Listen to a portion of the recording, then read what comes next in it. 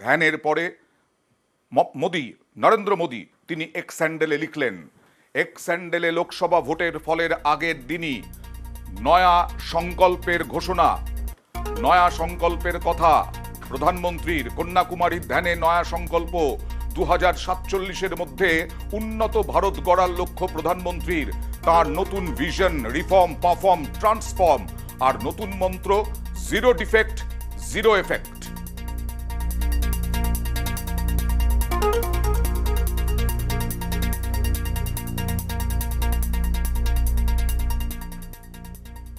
বারবার এ রাজ্যে মুখ্যমন্ত্রী মমতা বন্দ্যোপাধ্যায় অভিযোগ করেছেন, অন্যান্য দলের নেতারা অভিযোগ করেছেন, দীর্ঘদিন ধরে ভোট আর অসহ্য গরমে ভোট হয়, মানুষ নেতা নেত্রী তারাও জেরবার হয়ে যান। এই অসহ্য গরমে আর ভোট নয়, এবার ভোট এগিয়ে আনার পরিকল্পনা করছে নির্বাচন কমিশন। তবে ভোট প্রক্রিয়ার সময়সীমা নিয়ে, ভোট প্রক্রিয়ার সময়সীমা কমানো যাবে না। কথা বলবো প্রতিনিধি মৈত্রীর সঙ্গে। মৈত্রী, ঠিকই তাই, অসহ্য গরম। এবার তো পশ্চিমবঙ্গে যা গরম উঠেছিল, তাপমাত্রা উঠেছিল, মানে একেবারে এই ভোটের সময় নজিরবিহীন। কিন্তু এগিয়ে আনা বলতে, এগিয়ে আনার ক্ষেত্রেও তো একটা প্রবলেম হতে পারে যে পরীক্ষা, মাধ্যমিক, উচ্চ মাধ্যমিক সব পরীক্ষা থাকে। এই সব নিয়ে কি ভাবনা নির্বাচন কমিশনের? এবং 7 দফার কমে হবে না, 6 দফার কমে হবে না, কেন?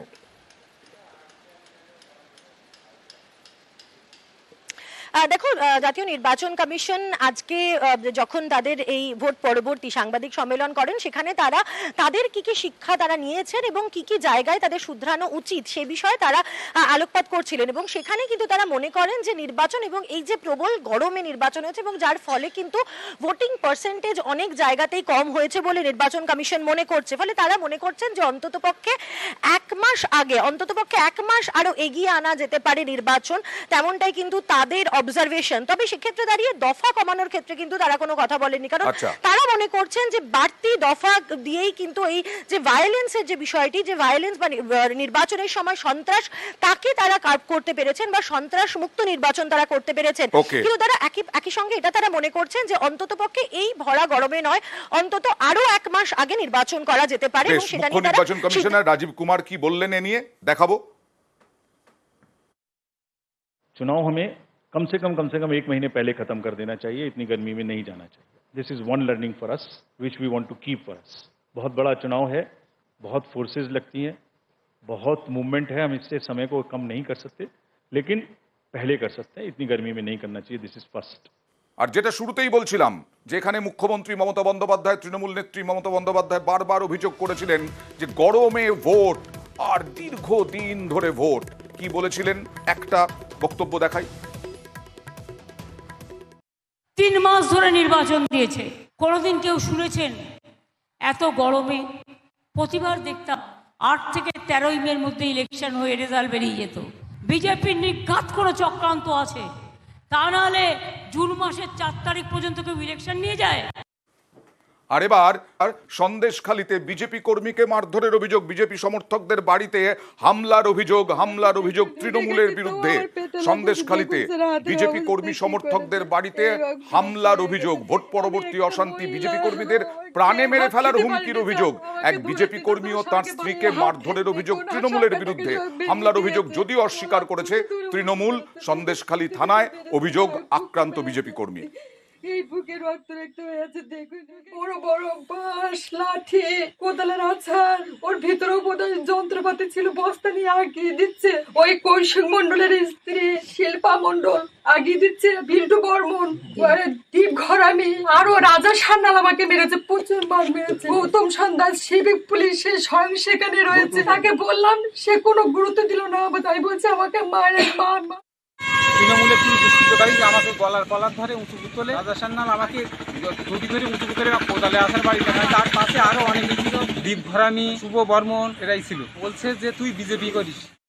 ঘটনাটা মিথ্যে। বসিরহাট লোকসভা হাজী নুরুল বহু ভোটে জিতছে এবং লেখাপাত্র হারছে। এরা ভয় পেয়ে তৃণমূলের কিছু কর্মীদের বাড়ি ভাঙচুর চালিয়েছে, অত্যাচার করে এবং কিছু কর্মীকে থ্রেট করে। এই ভয়ে এরা তৃণমূল কর্মীদেরকে নামে অভিযোগ আনছে। এটা সম্পূর্ণ চক্রান্ত।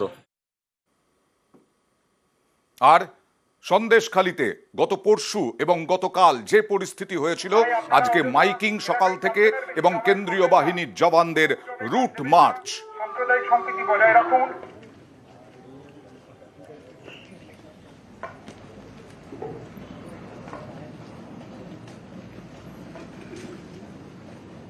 ছবি হচ্ছে ঝাড়গ্রাম লোকসভা কেন্দ্রের গড়বেতায় 25শে মে সেদিন হয়েছিল প্রণত টুডু বিজেপি প্রার্থীর ওপরে হামলা। বিজেপি প্রার্থীর বিরুদ্ধেই এফআইআরও দায়ের হয়েছিল বিজেপি প্রার্থীর বিরুদ্ধে, যদিও আজকে হাইকোর্ট জানিয়ে দিয়েছে 22শে জুন অব্দি কোনো রকম কড়া পদক্ষেপ নিতে পারবে না পুলিশ। বিচারপতি অমৃতা সিনহা 21শে জুন অব্দি কোনো কড়া পদক্ষেপ নিতে পারবে না পুলিশ, বিচারপতি অমৃতা সিনহা জানিয়ে দিয়েছেন। বিস্তারিত জানবো প্রতিনিধি অর্ণবের সঙ্গে কথা বলবো। অর্ণব, তাই তিনি তড়িঘড়ি এই অবকাশকালীন বেঞ্চের মধ্যেই বিচারপতি অমৃতা সিনহার বেঞ্চে জরুরি মামলা করেন এবং সেই মামলা তিনি শেষমেশ রক্ষা কবচ পেয়েছেন এবং 21শে জুন পর্যন্ত গড়বেতা থানায় যে এফআইআর হয়েছিল, অর্থাৎ ভোটের দিন 25শে মে মঙ্গলপোতা সেখানে যে মব ঘিরে ধরে প্রণব টুডুকে তার মাথা ফাটে এবং সেক্ষেত্রে যে অভিযোগ আদালতের সামনে আসলো, প্রণব টুডু বিজেপি প্রার্থী তিনি যে অভিযোগ করেছেন বা তার নিরাপত্তারক্ষীরা যে অভিযোগ দায়ের করেছে গড়বেতা থানায়, তাতে কোনো রকম কগনিজেন্স নেওয়া হয়নি। কিন্তু সন্ধ্যাবেলা যখন তৃণমূল কংগ্রেসের দলের সাধারণ প্রধান অভিযোগ দায়ের করে, সেখানে সঙ্গে সঙ্গে কগনিজেন্স নিয়ে এবং একাধিক জামিন অযোগ্য ধারায় মামলা করা হয়। এই ঘটনাতেই গ্রেপ্তারির আশঙ্কা ছিল, তাই গতকাল কাউন্টিং রয়েছে। এই অবস্থায় কাউন্টিং ফেলে তিনি কলকাতা হাইকোর্টে এই মুহূর্তে এসেছিলেন এবং তিনি হাইকোর্টেই রয়েছেন এবং তিনি এই রক্ষা কবচ পাওয়ার পর তিনি যথেষ্ট খুশি এবং এই 21শে জুন পর্যন্ত আপাতত এফআইআর উপর স্টে থাকবে, তাকে গ্রেপ্তার করা যাবে না বা কোনো কড়া পদক্ষেপ তার বিরুদ্ধে করা যাবে না, নির্দেশ জারি করেন বিচারপতি অমৃতা সিনহা। এবং এই মামলা ভ্যাকেশন বেঞ্চের পর যখন শুরু হবে, অর্থাৎ রেগুলার কোর্ট যখন শুরু হবে, তখন এই মামলা ফের শুনানির জন্য আসবে, এমনটাই নির্দেশ জানাবেন বিচারপতি সিনহা। ধন্যবাদ। আর বাগজোলা খালে তল্লাশি চলছে। আপনাদেরকে মনে করিয়ে দিই, কয়েকদিন আগে নিউ টাউনের আবাসনে হাড় হিম করা খুনের ঘটনা ঘটেছিল। বাংলাদেশের সাংসদকে টুকরো টুকরো টুকরো টুকরো করে তার দেহ একেবারে কোথায়, বাগজোলা খালে না কোথায় রেখে দিয়েছে দুষ্কৃতীরা তা এখনো পর্যন্ত খোঁজ পাওয়া যায়নি। এই বাগজোলা খালেই কিছুদিন আগে সিআইডি তল্লাশি চালিয়েছিল, কিন্তু এবার নৌসেনা নামানো হলো। ভারতীয় নৌসেনা নেমে গেল একেবারে বাগজোলা খালে ভাঙড়ের দিকে। বাগজোলা খালে ভারতীয় নৌসেনার কর্মীরা, কথা বলবো প্রতিনিধি কল্যাণের সঙ্গে। কল্যাণ, কেন নৌসেনাকে নামাতে হলো সিআইডিকে? নৌসেনার বিশেষত্ব কি এই দেহাবশেষ খোঁজার জন্য? একেবারেই অয়ন্দা জানিয়ে রাখি, এখানে কিন্তু বেশ কয়েকদিন আগে এই কৃষ্ণমাটির এই যে বাগজোলা খালের যে এলাকায়, এই এলাকায় কিন্তু চিহ্নিত, পাশাপাশি স্থানীয় জেলেদেরকে সাহায্য নিয়ে এই তল্লাশি অভিযান চালাচ্ছিল। তার বেশ কিছুদিন পর কেটে যাওয়ার পর আজকে আবার নতুন করে তল্লাশি অভিযান শুরু হয়েছে, কিন্তু আজকে তল্লাশি অভিযান সম্পূর্ণ আলাদা। ডিএনজির কর্মীদের সাহায্য নিয়ে, তারই পাশাপাশি সিআইডির যে সমস্ত তদন্তকারী আধিকারিকরা রয়েছেন তারা কিন্তু নৌসেনার সাহায্য নিয়েছেন। বিশাখাপত্তনমের যে নেভির ইউনিট রয়েছে সেখান থেকে 3 জনের নৌসেনা কর্মী এসেছেন, তারা এই তল্লাশি অভিযান শুরু করেছে। সোনার মেটাল ডিটেক্টর দিয়ে এই তল্লাশি অভিযান চলছে। মূলত জলের নিচে যদি কোনো রকম ওই মৃত বাংলাদেশি সাংসদের বেল্ট বা ঘড়ি বা ফোন যদি পড়ে থাকে বা শরীরের দেহাংশ হাড় পড়ে থাকে, তাহলে মেটাল ডিটেক্টরের মাধ্যমে কিন্তু তার তল্লাশি অভিযান হচ্ছে। যদি পড়ে থাকে তাহলে খুঁজে পাওয়া সম্ভব হবে বলে তদন্তকারী অফিসার দেখা যাক খুঁজে পাওয়া যায় কিনা। কারণ আপনাদেরকে মনে করিয়ে দিই, বাগজোলা খালের সাতুলিয়া ও কৃষ্ণমাটি এলাকায় তল্লাশি চালিয়েছিল সিআইডির ডিজাস্টার ম্যানেজমেন্ট টিম। পরবর্তী সময়ে নিউ টাউনের যে সঞ্জীবা গার্ডেনের সেপটিক ট্যাঙ্কের মধ্যে থেকে সাংসদের মাংসের টুকরো মনে করা হচ্ছে মাথার চুল উদ্ধার করেছিল সিআইডি। সাংসদ খুনের ঘটনায় ধৃত জিহাদ হাওলাদারকে জিজ্ঞাসাবাদ করে সিআইডি জানতে পেরেছিল ভাঙড়ের কৃষ্ণমাটি ও সাতুলিয়া এলাকায় বাগজোলা খালে প্লাস্টিকের ব্যাগে মাংসের টুকরো ফেলা হয়েছিল। এর আগে বেশ কয়েকবার এইখানেই অভিযান চালানোর পরেও কিছু মেলেনি। তারপরে এখন সিআইডি নৌসেনার সাহায্য নিল।